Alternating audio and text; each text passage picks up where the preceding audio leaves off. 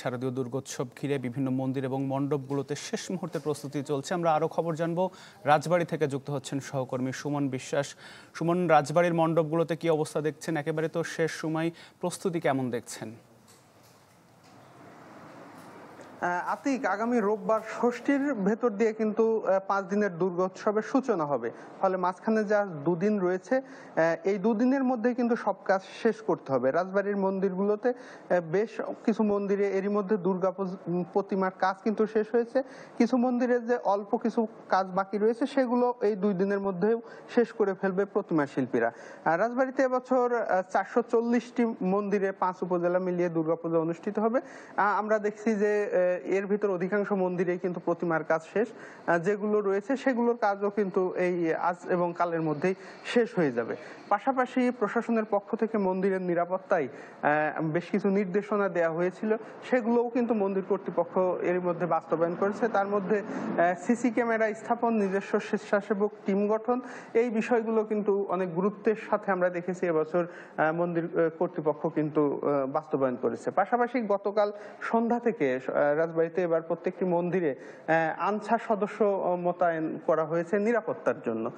সবকিছু মিলিয়ে যে উৎসবের যে সূচনা সেটি কিন্তু হতে সময়েরই ব্যাপার। এর বাইরে মন্দিরে যে আলোকসজ্জা এবং সাজসজ্জার কাজ সেটিও প্রায় শেষ পর্যায়ে রয়েছে। পাশাপাশি সনাতন ধর্মাবলম্বী প্রতিটি পরিবারেই অতিথি আপ্যায়নে যে নাড়ু মুরগি করা হয় সেটি কিন্তু এ মুহূর্তে চলছে। আরেকটি বিষয় আতিক জানিয়ে রাখি, এবছর দেবী দুর্গা মর্তে আসবেন হাতিতে চড়ে। এই হাতিতে আসাই শাস্ত্রমতে যে এবছর দেশের সম্পদ বৃদ্ধি পাবে এবং শান্তি সম্প্রীতি অটুট থাকবে। আতিক, এই ছিল রাজবাড়ী থেকে দুর্গা পূজার প্রস্তুতি সর্বশেষ খবর আমার কাছে। জি সুমন, অনেক ধন্যবাদ যুক্ত হবার জন্য। রাজবাড়ী থেকে দুর্গোৎসবের প্রস্তুতির খবর জানাচ্ছেন সহকর্মী সুমন বিশ্বাস। ভিগো ওয়্যারগার্ড, প্রয়োজন মতো বাঁকানো যায়, অধিক চাপেও ভাঙে না। ভিগো। হবিগঞ্জে 4 বছরেও শেষ হয়নি 12টি বীর নিবাসের নির্মাণ কাজ। পরিবার নিয়ে তাই অন্যের বাড়িতে থাকতে হচ্ছে মুক্তিযোদ্ধাদের। সরকারি বিভিন্ন দপ্তরে ঘুরেও পাননি সমাধান। এজন্য বকেয়া পরিশোধ না করা সহ নানা কারণ তুলে ধরেছেন ঠিকাদার। দীর্ঘদিন ধরেই শয্যাশায়ী হবিগঞ্জের লাখাই উপজেলার বীর মুক্তিযোদ্ধা সুলতান মিয়া। 2022 সালে সরকারের দেয়া বীর নিবাস বরাদ্দ পান তিনি, কিন্তু 3 বছরেও বুঝে পাননি সেই ঘরের চাবি। একই রকম অপেক্ষা আরেক মুক্তিযোদ্ধা কেশব চন্দ্র রায়ের। নির্মাণ কাজ শেষ না হওয়ায় পরিত্যক্ত হয়ে পড়ে আছে তার জন্য বরাদ্দ ঘর। বারবার সরকারি বিভিন্ন দপ্তরে ঘুরেও মেলেনি সমাধান। ঘরগুলি তারা করতে আসে না, প্রত্যেকটা ঘরই একই অবস্থায় এইভাবে ফালাইয়া রাখছে। এখন আমাদের ঘরগুলি সম্পন্ন করে দেওয়ার জন্য সরকারের কাছে বিশেষভাবে অনুরোধ জানাচ্ছি।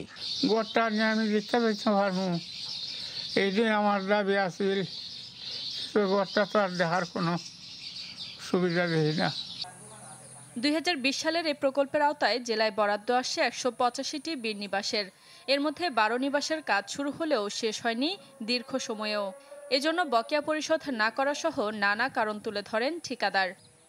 তোমরা কাজ শেষ করো, আমি তো মাদক কাজ শেষ করে দিচ্ছি আরো অনেক আগেই, আরো 6 মাসে 1 বছরের কাছাকাছি দিচ্ছে। মানে রং টং করে ঘর বুঝাই দিয়েছি, তো রয়েছে অর্ধেক রয়েছে। তো ইটার বইয়ে ভাই এখন এখান তো মাছ খাই, লাখাইও মাছ খাই, তো আমার যে বলছে তো টাকার অভাবে আপনার টাকাটা পাইমু কিনে এই সন্ধ্যে না আমরা কাজটা করতে। প্রকল্প বাস্তবায়ন কর্মকর্তা জানান, ঠিকাদারি প্রতিষ্ঠানকে বারবার চিঠি দিলেও কাজ সম্পন্ন করা হয়নি, যা জানানো হয়েছে ঊর্ধ্বতন কর্মকর্তাকে। বীর নিবাসের যে প্রজেক্টের যে পিডিও মহোদয়, ওনার কাছে ডিসি স্যারের মাধ্যম দিয়ে আমরা সরাসরি অনেকবার মানে লিখছি। ওখান থেকে যদি ওখান থেকে আমাদেরকে যেভাবে নির্দেশনা দিবে আমরা তো ওই অনুযায়ী বাঁচা নিই। কাজে ধীরগতির জন্য সংশ্লিষ্ট ঠিকাদারদের বিরুদ্ধে যথাযথ ব্যবস্থা নেওয়া সহ দ্রুততম সময়ে কাজ শেষ করার আহ্বান জানিয়েছেন বীর মুক্তিযোদ্ধারা। Desk report, channel 24। Shea butter ও ভিটামিন ই সমৃদ্ধ লিলি বিউটি সোপ, তারুণ্যময় উজ্জ্বল ত্বকের জন্য। রিমার্ক,